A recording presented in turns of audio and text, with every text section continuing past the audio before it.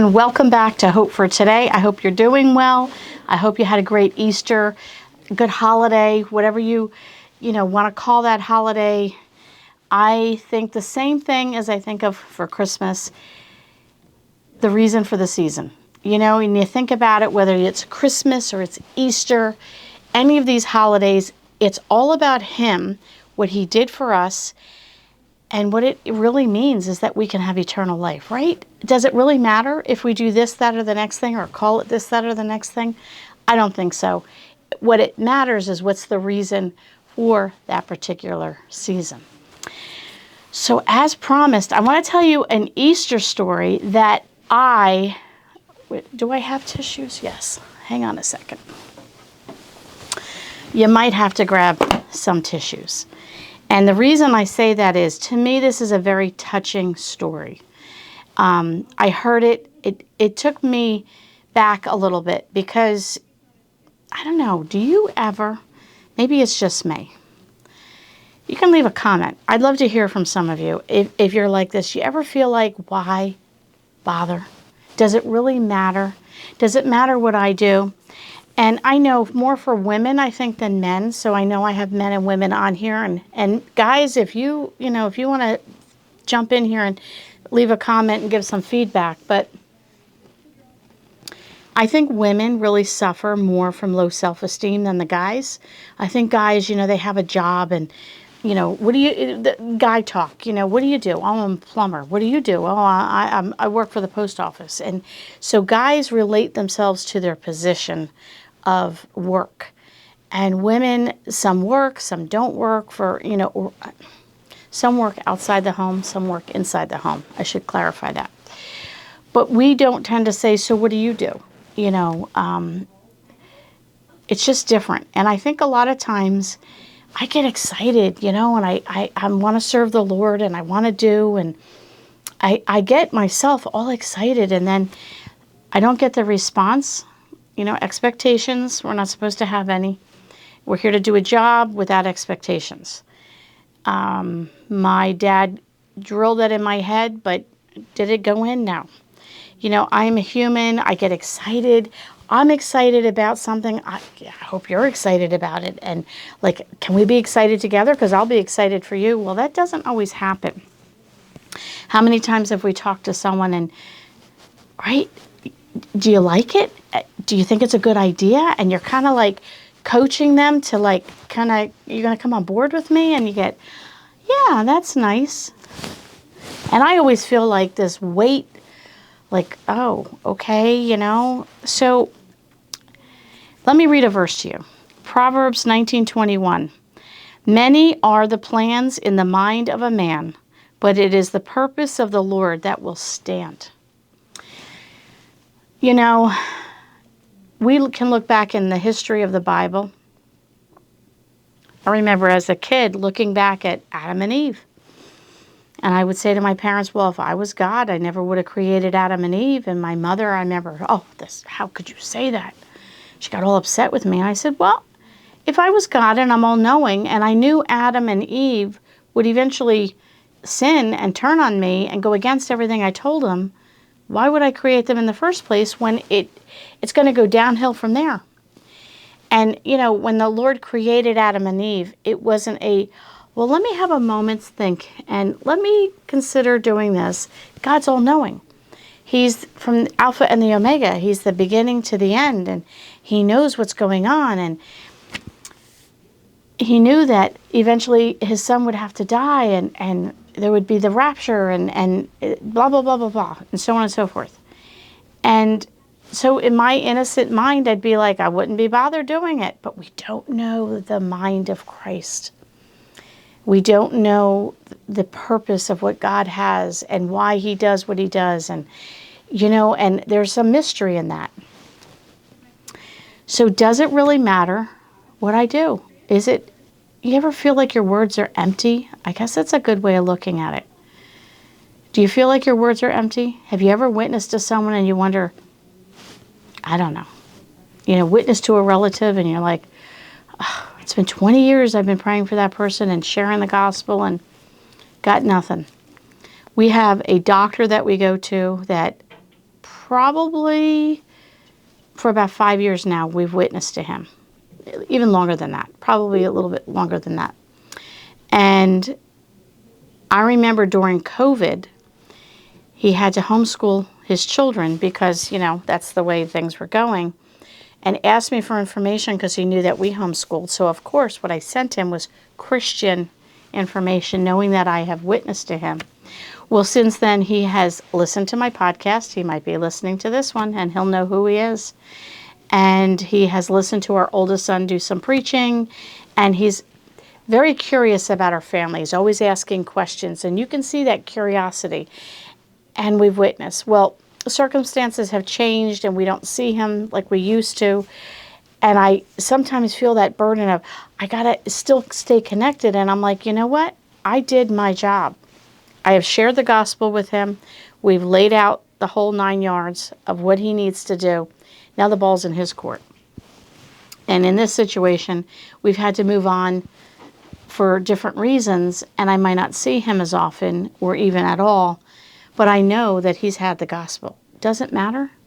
It does matter, because he's a lost soul that's going to hell.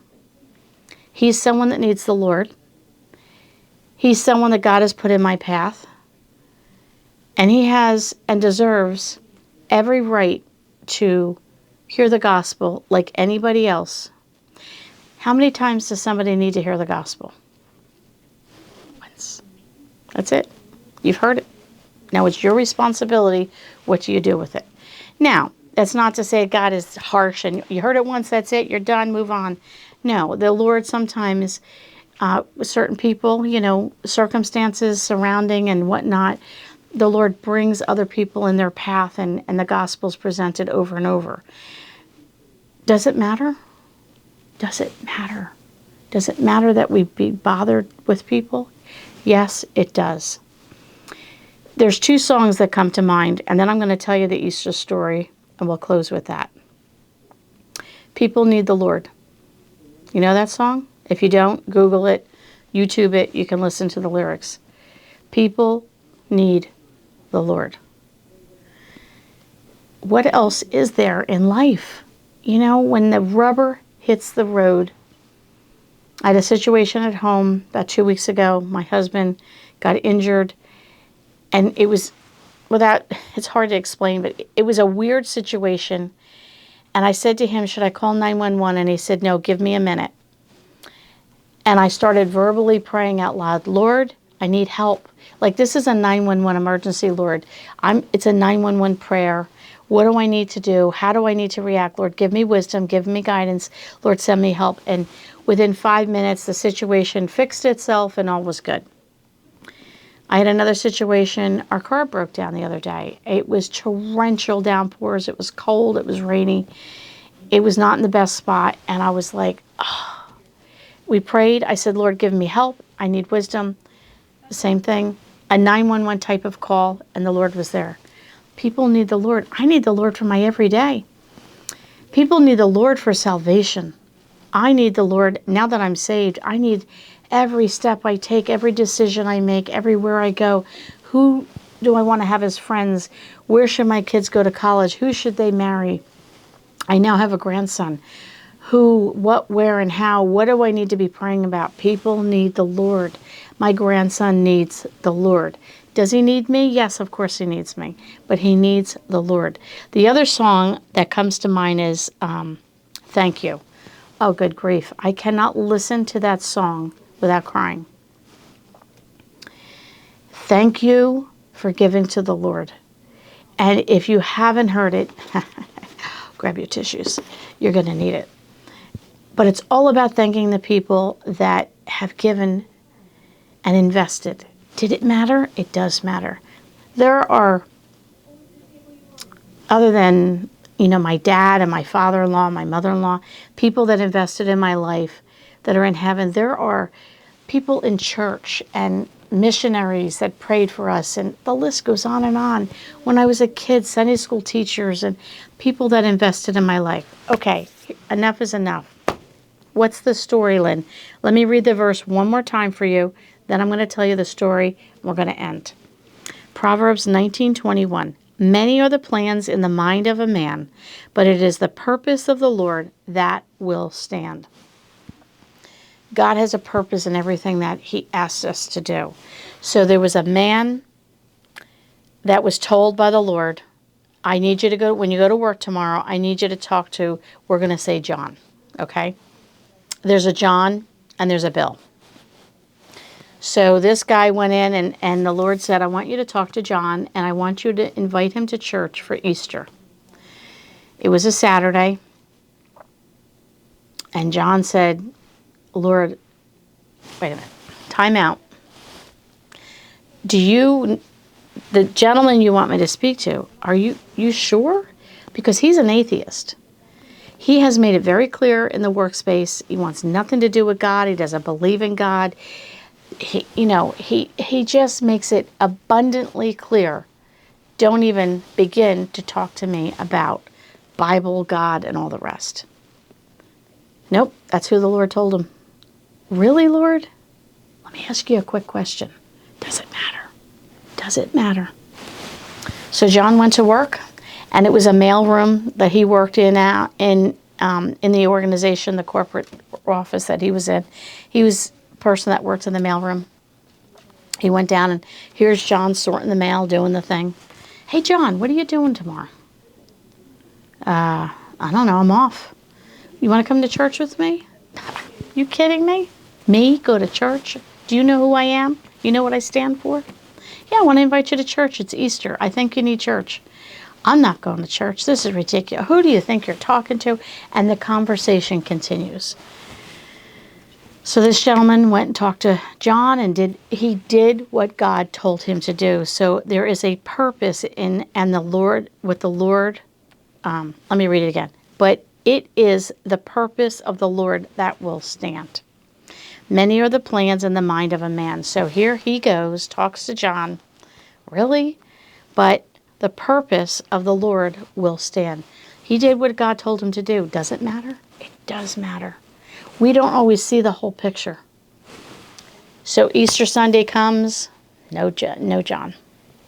Looks around. Maybe he'll come late. As people walk in late, we look back to see who's coming in late. No John. Fast forward 4 years later. This gentleman's at church. Guy comes up to him. Pretty big church, so it's not like you know everybody at the church. Guy comes up to him and he says, John. Or, no, to this gentleman. His name wasn't John. This was Steve. So, hey, Steve. He says, hey, I just wanted to connect with you. My name's Bill, and I don't know if you know who I am. He says, no, I'm sorry, I don't think I do. He said, well, I just wanted to thank you. Get your tissues. Thank me? Yeah, I want to thank you. He said, I got saved 4 years ago on Easter Sunday. My wife, she's saved. My 3 girls are saved because of you. Does it matter? I got to get the tissues. We will continue this story. And if you don't have a tear in the corner of your eye, when it comes to things of the Lord, you might want to check your heart and your attitude. Because we should always have a tear in the corner of our eye for the things of the Lord. So this guy, Bill, says to Steve, remember 4 years ago you were in the mailroom and you were talking to John? How did you know that? I was there. You were over here and you were sorting the mail and you were doing stuff with John and inviting him to church. Well, you didn't know I came in the back door of the mailroom and I was putting some bags down on the corner of the room. And I'll tell you, that week was a rough week for me. And I started saying, praying. I didn't know what I was doing. And I was praying, if you're God and you're real and you're out there. And he said, I was searching. He says, oh, it was such a rough week for me and my family. He said, and I prayed that if you're real, today you will show me that you're real. He said, so I go to work and I walk in the mailroom and here you are talking to this guy, John, and inviting him to church and sharing a little bit about your testimony. And he said, I listened. I listened with all my ears. And he said, that next Sunday, you mentioned what church you went to. We came to this church. I got saved. He said, then I brought my wife and my kids. 4 years later, we're involved. My wife's teaching Sunday school. My girls go to the youth group. He says, we're heavily involved in different ministries of the church. And I wanted to thank you. Does it matter? Proverbs 19:21. Many are the plans in the mind of a man, but it is the purpose of the Lord that will stand. Have you ever shined your light? Let people expose yourself that, you're a Christian and you do what you think is right and you share however you share and you walk away feeling empty. Did it matter? I'm sure Steve felt like when he talked to John, it didn't matter. But then 4 years later to meet Bill, who overheard that purpose when God said, go speak to John. Now, maybe John, somewhere down the road, maybe that still meant something to him. Who knows? The seed could have been planted. But it was somebody off in the distance that needed to hear this message. Maybe Bill, I don't know. Maybe this guy, Bill, if you were to do one-on-one directly, maybe he wouldn't have been able to cope with it. Or, sometimes people need an indirect way, whatever. The verse says, but it is the purpose of the Lord that will stand. Does it matter? Yes, it matters. Does it matter what we do? Yes, it matters. So take that Easter story and take your tissues and pray over it and ask the Lord, Lord, what should I be doing? Who should I be talking to? Because it does matter. All right, we'll catch you all next week on the next podcast.